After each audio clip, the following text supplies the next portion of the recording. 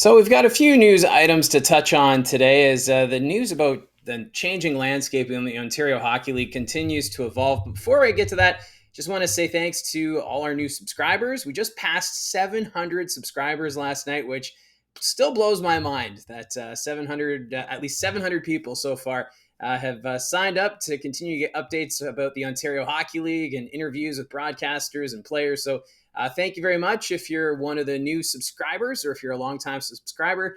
Thank you for your continued support of this channel as we look to see where this channel goes next as we continue to evolve. But for this video, wanted to touch on a news item that came out yesterday that the USHL says that all 16 teams will be returning for the 2025-26 season.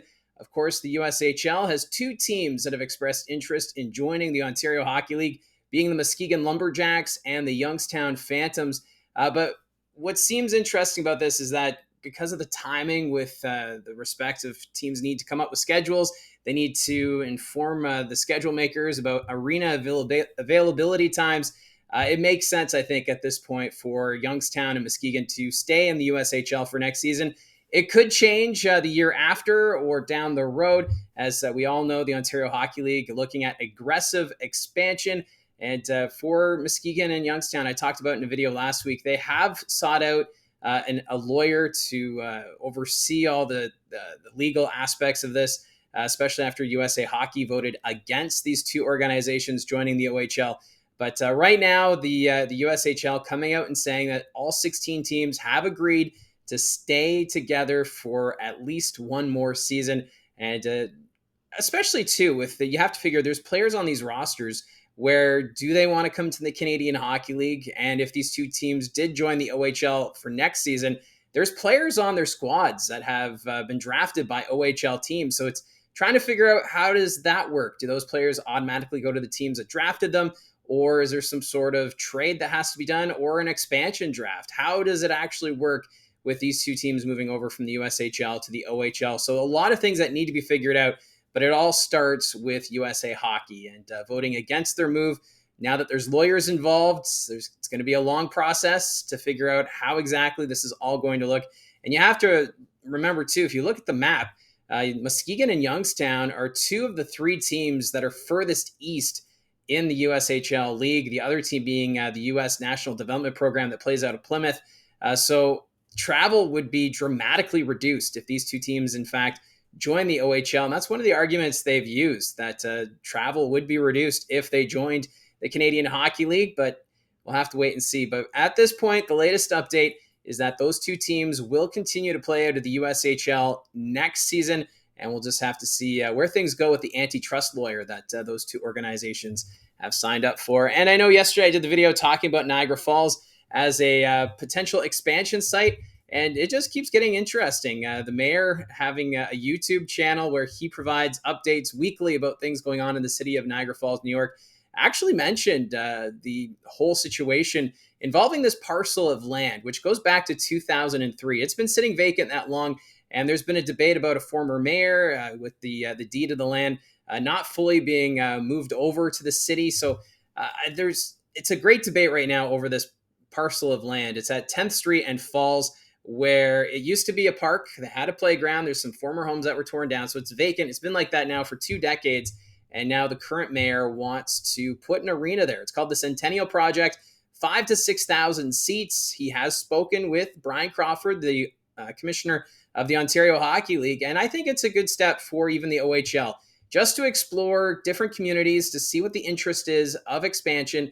We know that Cornwall has expressed interest. We haven't heard confirmation whether or not Brian Crawford has met with the mayor of Cornwall. There's other cities too, like Chatham. They've been mentioned in the past. I know they don't have an arena, and the last update I heard about their arena situation is that it's on the back burner. It's not a priority for that city council to have a new OHL arena. It's kind of similar to Brantford. Brantford didn't talk about a new arena until the Bulldogs arrived. So it's a lot of interesting steps, a lot of balls in the air right now, but we do know that the OHL wants to expand. Plus, Brian Crawford has said he would like to have a presence in Toronto again. And so we'll have to continue to wade into this to see what direction the OHL goes. But we do know that Niagara Falls right now, a market that the OHL is keeping a close watch on. And it all comes down to this parcel of land and whether or not Niagara Falls City Council will be able to build a new arena. But now that council knows that there's a possibility of an anchor tenant for this new facility, then this has a little more life to it, that this Centennial project could move ahead. But it'll all depend. I'll continue to follow along with this and provide you with updates as they become available. But it's a fascinating time right now in the Ontario Hockey League, that we know expansion is on the way. It's just how many teams and where are these teams going to be based out of? Muskegon, Youngstown, Niagara Falls, Cornwall. Could those be the 4 new communities? We'll have to wait and see. But it is fascinating and always interesting to see where this goes.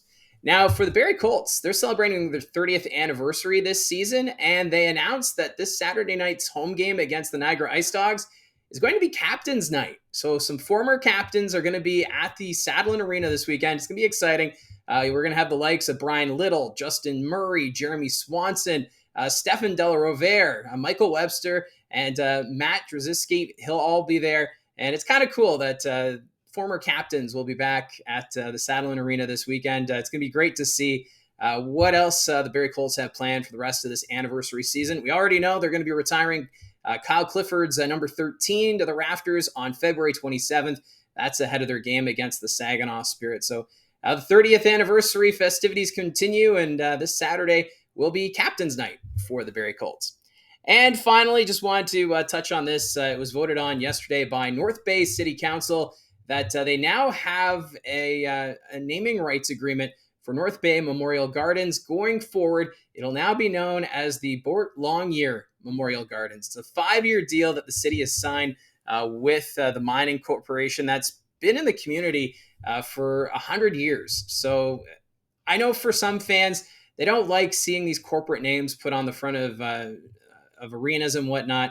They feel like it kind of takes away from the fact these facilities were built in memory of fallen soldiers. But I'm glad to see that they are keeping the Memorial Arena name in there. But it's going to be a mouthful to try and remember that. The Boart Longyear Memorial Garden, you're going to have to start practicing that. And especially if you're a broadcaster doing a road game up in North Bay. I've been there before where you're doing a game on the road and you're trying to keep it in your mind what the arena name is now, because there's some facilities where it seems like it's changing every 5 years or so. I'm looking to you, London, because it's now the Canada Life Place after being used to calling it Budweiser Gardens and the John Labatt Center before that. But I just wanted to mention it here because, it's something that's changed and it's a news item.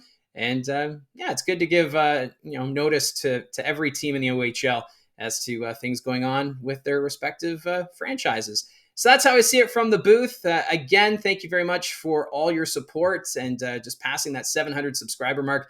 Very exciting and very humbled that this many people are wanting to hear what I have to say or provide you with updates as to what's going on in the Ontario Hockey League. So again, thank you very much for all your support. And if you haven't clicked subscribe yet, feel free to do so today as we continue to grow this channel, and we'll see what happens next. So again, thank you very much for all your support, and we'll talk to you again soon.